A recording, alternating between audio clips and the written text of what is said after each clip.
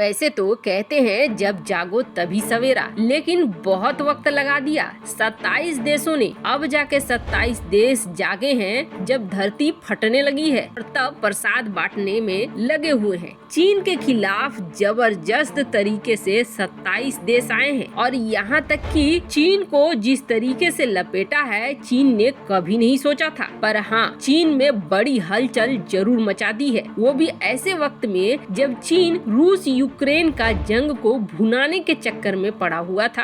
पहली बार चीन ने रूस यूक्रेन जंग पर क्या बोला। वहीं दूसरी तरफ डार्क हॉर्स क्यों भारतीय सेना की पसंद बन रहा है ये और क्यों बड़ी हलचल मचा रहा है, इसके अलावा बहुत कुछ आइए जानते हैं इन खबरों को विस्तार से। चीन ने दीमक की तरह दुनिया भर की संस्थाओं में कब्जा किया और ये चीजें अब निकल कर सामने आ रही हैं। चीन का जो असल रूप है वो महामारी के बाद दुनिया के सामने बिल्कुल एकदम से सामने आ गया है और यही वजह है कि दुनिया अब सतर्क हो रही है। न सिर्फ सतर्क हो रही है बल्कि एक्शन भी लेना शुरू कर चुकी है। चीन पहले WTO में घुसा, फिर चीन यूरोपीय यूनियन में घुसा, UN में घुसा और सबकी मदद लेता गया। पहले चीन के प्रतिनिधि चुपचाप रहते थे इन संस्थाओं में, शांति से सिर्फ अपने पाले में लोगों को करते जाते थे, देशों को करते जाते थे। किसी को कर्ज के दबाव में, किसी को सैन्य गठबंधन के दबाव में, हर तरीके से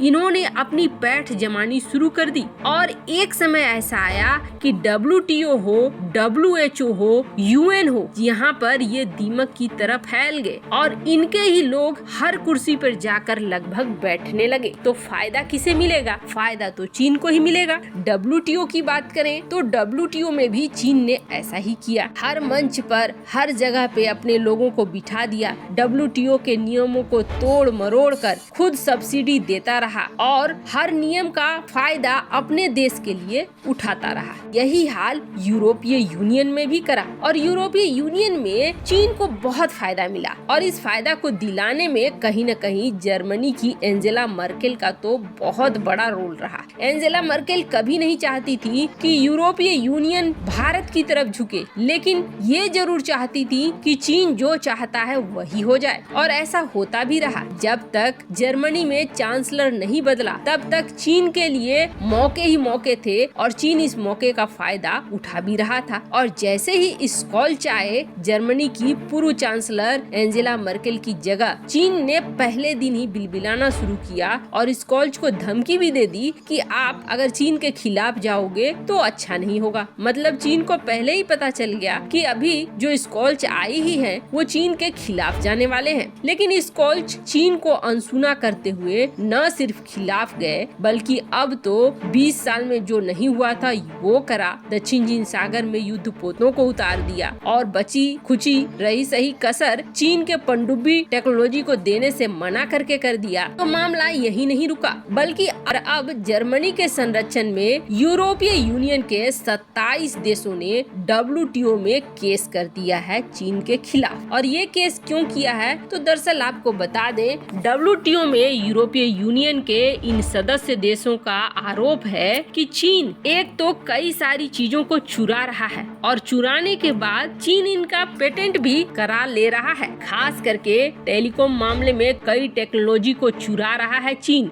और चुराने के बाद सीधे इनका पेटेंट करा ले रहा है, जो बाकी देशों के लिए सबसे बड़ी मुश्किल हो रही है और ये पूरी तरीके से खिलाफ है जो WTO के नियम है। और आपको बता दें, कहा जा रहा है कि अगर ये 27 कंपनियां जीत जाती हैं इस केस को तो फिर बहुत बड़ा फाइन लगेगा चीन के ऊपर। इस फाइन की रकम बताई जा रही है 1,30,000 यूरो के बराबर होगी प्रतिदिन। खैर, देर आए दुरुस्त आए, WTO में यूरोपीय यूनियन का जाना भारत के लिए बहुत ही सही संदेश है। वहीं दूसरी तरफ भारत में डार्क हॉर्स ने एक नया तहलका मचाया हुआ है। भारत 114 MMRCA के तहत विमानों को लेना चाहता है। ये दुनिया के लगभग सारे देश जानते हैं। इसमें फ्रांस और अमेरिका के बीच कड़ी टक्कर भी हो रही है। फ्रांस जहां राफेल विमानों को बेचना चाहता है और इसके लिए फ्रांस ने तो असेंबली लाइन भारत में ही ही बनाने की घोषणा भी कर दी है, यानी भारत को हर तरीके से फायदा देने की बात भी कर दी है। तो वहीं दूसरी तरफ अमेरिका ये कह रहा है कि देखो आपने S-400 लिया, हमने तो आपके ऊपर प्रतिबंध नहीं लगाया, लेकिन आप कम से कम हमारा फायदा करा दो, आप F-18 हॉर्नेट विमान को हमसे खरीद लो। और कई तरह के वादे अमेरिका भी कर रहा है, अमेरिका की कंपनी बोइंग भी कर रही है। पर इन सब के बीच एक चर्चा का विषय बन गया है डार्क हॉर्स। दरअसल भारत को MMRCA 2.0 के तहत चाहिए ऐसे फाइटर जेट जो कि 4.5 जनरेशन के हो, लेकिन ये 5th जनरेशन की खूबियों से भी लैस हो। इन बातों को भी प्रावधान में रखा गया है। अब इसका क्या मतलब है? इसका मतलब ये है कि फाइटर जेट के जो एवियोनिक सिस्टम है वो 5वीं पीढ़ी के होने चाहिए। और माना ये जा रहा है कि MMRCA के तहत भारत को ये 114 फाइटर जेट फ्रीज करने हैं और इस साल वो फ्रीज हो ही जाएंगे कि किनका खरीदना है और क्या खरीदना है। भारत में कई फाइटर जेट जैसे कि जगुआर वगैरह हैं जो रिटायरमेंट की एज तक पहुंच गए हैं और इनको हटाना भारत की प्राथमिकता है। खैर इन सब के बीच ग्रिपेन विमानों को लेकर एक बड़ा ऑफर आ रहा है और ग्रिपेन विमान जो कि वैसे तो राफेल की सारी टेक्नोलॉजियों से लैस है, लेकिन अगर कीमत के बारे में बोले तो वो काफी कम है। भारत ने जब राफेल विमानों को पहली बार चूज किया था तो भी स्वीडन अपने ग्रिपेन विमानों को लेकर काफी पुश कर रहा था, लेकिन अब स्वीडन ने ये कहा कि भारत को जब पहला प्रपोजल हमने दिया था ग्रिपेन विमानों का, तब ये ग्रिपेन विमान पूरी तरीके से तैयार नहीं थे, लेकिन अब जो ग्रिपेन विमानों का नया वर्जन है वो पूरी तरीके से न सिर्फ तैयार है बल्कि भारत की सारी जरूरतों को पूरा करने वाला है। अब स्वीडन की तरफ से डार्क हॉर्स ग्रिपेन विमानों को प्रस्तावित किया जा रहा है और ये कहा जा रहा है कि अब इसमें काफी बदलाव कर दिए गए हैं। इसके विपन ले जाने के सिस्टम में भी बदलाव किया गया है ताकि ये ज्यादा से ज्यादा हथियारों को ले जा सके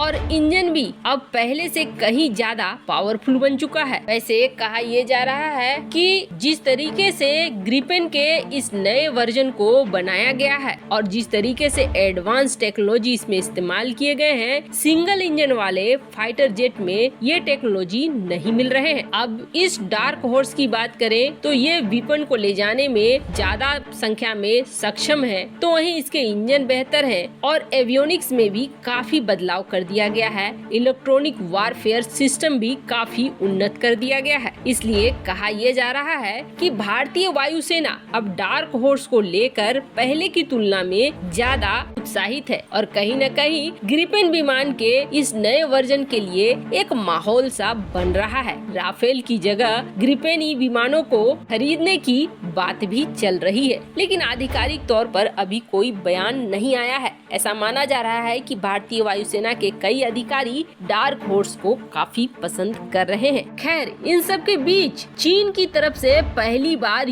आया बयान जिस पे चीन ने ये कहा है कि यूक्रेन की स्वतंत्रता और आजादी भी मायने करती है, लेकिन ये आजादी किसी और देश की सुरक्षा को धत्ता बताकर नहीं होनी चाहिए। यानी कि चीन ने यूक्रेन और रूस दोनों का ही सपोर्ट लिया है, पर इसे माना जा रहा है कि रूस के कदम के साथ है चीन। वैसे आपको क्या लगता है, भारत को डार्क हॉर्स ग्रिपेन विमानों को लेना चाहिए? कमेंट कर अपनी राय जरूर बताएं। जल्द मिलते हैं अगले वीडियो में नई खबर के साथ।